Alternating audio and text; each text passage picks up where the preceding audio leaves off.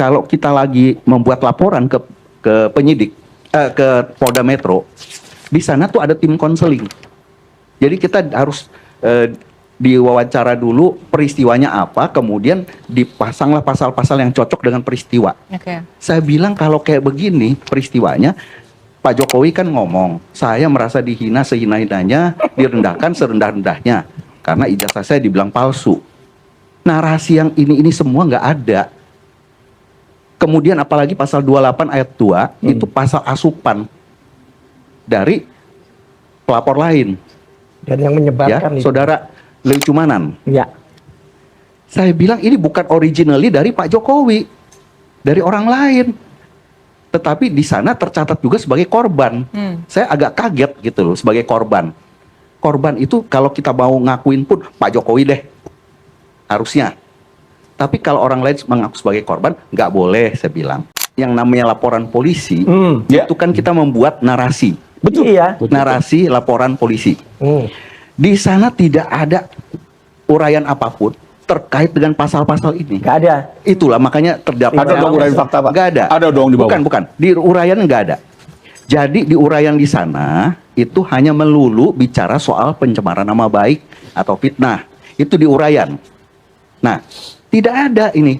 Nah, itulah nggak boleh. Jadi kita kalau membuat uraian, kita menyaksikan adanya suatu tindakan pencurian, ya udah pasalnya pencurian. Tapi ini ada pasal pemerkosaan, ada pasal pembunuhan dimasukin. Lah, inilah yang diajukan CLS. Gitu loh, nggak boleh lagi. Saya nggak tahu yang Pak Didi persoalkan, tapi kalau yang kami laporkan itu ada uraian singkat.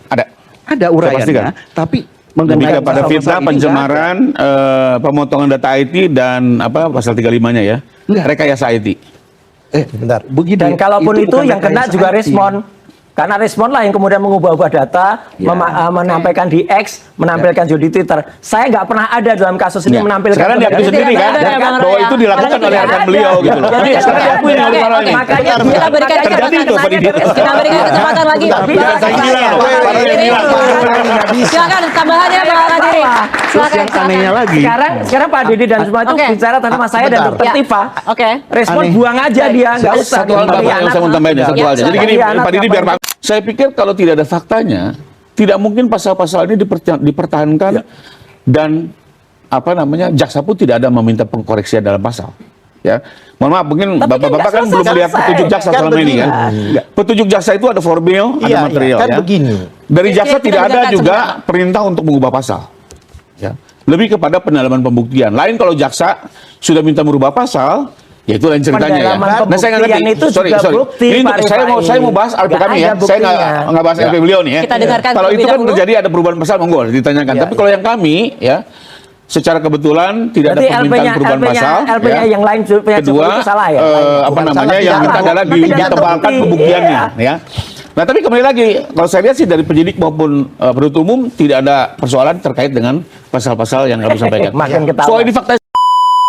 Dalam hukum kita mengenal istilah das sein, das sollen. Das sollen itu yang seharusnya terjadi. Das sein itu yang terjadi. Makanya yang terjadi itu banyak yang tidak sesuai dengan yang seharusnya terjadi. Banyak pembelokan-pembelokan hukum, banyak perdebatan kusir. Dan tidak sedikit kesaksian, keterangan saksi ini patut diragukan kalau bukan dia originally saksi yang mengetahui. Bahwa kalau saksi-saksi itu yang ngomong adalah pejabat sekarang, bisa saja dipelintir, tidak bisa dipercaya. Walaupun di bawah sumpah itu bohong-bohongan itu.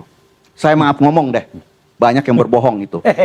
Ya, saya pernah juga menyaksikan orang yang benar-benar bersumpah bohong 2 kali, keterangannya berbeda di sidang yang berbeda. Contohnya Rismon itu. Ya, itu. Jelas. Jadi saya berharap bahwa jadikanlah ajang penyidikan ini profesional, objektif.